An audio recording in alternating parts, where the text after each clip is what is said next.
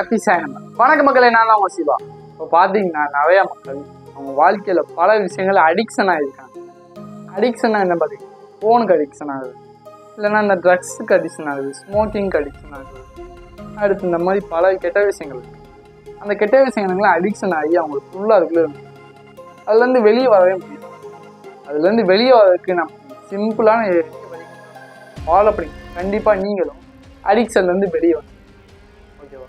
அதுக்கு முன்னாடி video skip பண்ணாமல் பார்த்தா மட்டும் தான் உங்களுக்கு எல்லாமே புரியும். அதனால் ஸ்கிப் பண்ணாமல் பாருங்க. அதை மறக்காமல் நம்ம சேனலை சப்ஸ்கிரைப் பண்ணாலும் சப்ஸ்கிரைப் பண்ணி அவங்க வீடியோக்குள்ள போகலாம். ஓகே ஃப்ரெண்ட்ஸ், அடிக்ஷன் பல பேருக்கு வர காரணம் இந்த ஸ்ட்ரெஸ் தான். நம்ம மன உளைச்சலில் இருக்கும்போது நமக்கு எந்த விஷயமே பிடிக்காது, யார்கிட்டையும் நம்மளால் போய் சொல்ல முடியாது. அதனால் நிறைய மக்கள் அவங்களுக்கு இந்த கெட்ட விஷயம் நல்லா இருப்பாங்க. இப்போது எக்ஸாம்பிள் சொல்ல, ஒரு பையன் நல்லா படிச்சுக்கிட்டு திடீர்னு அவனை படிக்க முடியல, எல்லாம் படி இன்னும் படிக்கலாம் ஃபெயில் ஆகும் அப்படின்னு அவனுக்கு ஸ்ட்ரெஸ் கொடுக்குறான்.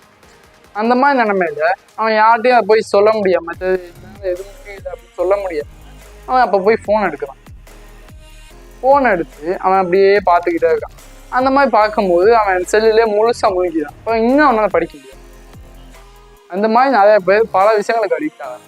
அந்த மாதிரி தான் ஃபோனுக்கு அடிக்ட் ஆகுது, ட்ரக்ஸுக்கு அடிக்ட் ஆகுது, ஸ்மோக்கிங் எக்ஸெட்ரா பல கெட்ட விஷயங்கள் இருக்குது. அந்த மாதிரி விஷயங்களுக்கு அடிக்ட் ஆகி அவங்க வாழ்க்கையை தொலைச்சுதான். அதனால் இதுதான் அடிக்ஷனுக்கு முக்கியமான காரணம். அதனால் ஸ்ட்ரெஸ்ஸை குறைச்சிங்க, அப்போ தான் உங்களால் அடிக்ஷன்லேருந்து கண்டிப்பாக வெளியே வரும். ஸ்ட்ரெஸ்ஸை எப்படி குறைக்கன்னு நான் இந்த வீடியோ சொல்லி, இந்த வீடியோ போய் மறக்காம போய் பாருங்க.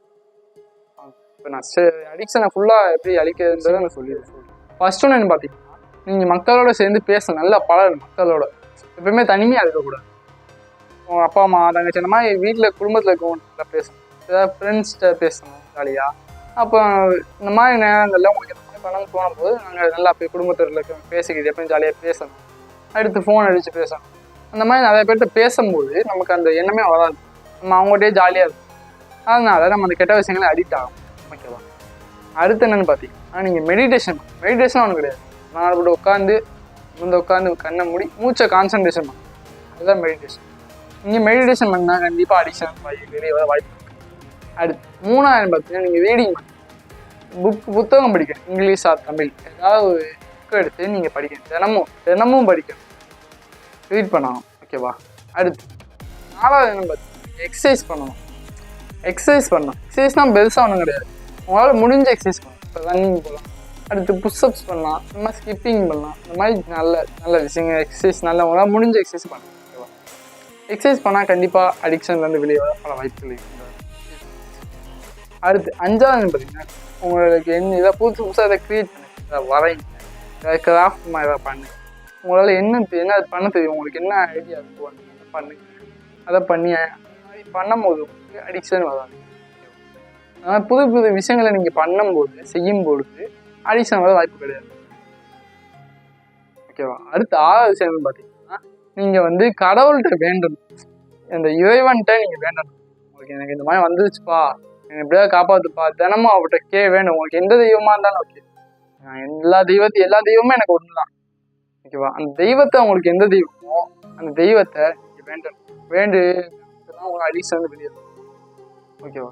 அடுத்து கடைசி விஷயம் என்னன்னு பார்த்தீங்கன்னா, நீங்கள் ஒரு நாளைக்கு, நான் இப்போ ஃபோனை எக்ஸாம்பிள் சொல்கிறேன். ஒரு நாளைக்கு ஃபோன் நான் 5 நிமிஷம் பார்க்க மாட்டேன், 30 நிமிஷம் பார்க்க மாட்டேன். அடுத்து நான் கொஞ்சம் 2 நாளைக்கு பார்க்க மாட்டேன், அடுத்து 3 நாளைக்கு பார்க்க மாட்டேன். அந்த மாதிரி கொஞ்சமாக செல்லை அவ்வளோவா பார்க்க மாட்டேன்றது எக்ஸ்ட்ரா பண்ணிக்கிட்டே போவோம். அந்த மாதிரி தான் எல்லா கெட்ட விஷயம் பண்ணும்போது இன்றைக்கி நான் ஸ்மோக்கிங் பண்ண மாட்டேன், ட்ரக்ஸு பண்ண மாட்டேன், இன்றைக்கி பண்ணவே மாட்டேன், இந்த வாரம் ஃபுல்லாக பண்ண மாட்டேன், இந்த மாதம் ஃபுல்லாக பண்ண மாட்டேன், இந்த வருஷம் ஃபுல்லாக நான் பண்ணவே மாட்டேன், அப்போ இந்த முழுசாக நான் வாழ்க்கை முழுக்க பண்ணவே மாட்டேன். அந்த மாதிரி கொஞ்சமாக நீங்கள் இந்த 7 விஷயத்தை தினமும் ப்ராக்டிஸ் பண்ணணும். தினமும் பண்ணால் மட்டும் உங்களால் கண்டிப்பாக அடிக்ஷன்லேருந்து வெளியே வரும். அடிக்ஷன்லேருந்து வெளியே வரதுக்கு நீங்கள் என்ன பண்ணணும், ஸ்ட்ரெஸ்ஸை குறைச்சி எப்பயுமே ஹாப்பினஸ்ஸாக இருக்கணும். இதை பண்ணால் மட்டும்தான் உங்களால் அடிக்ஷன்லேருந்து வெளியே வரும்.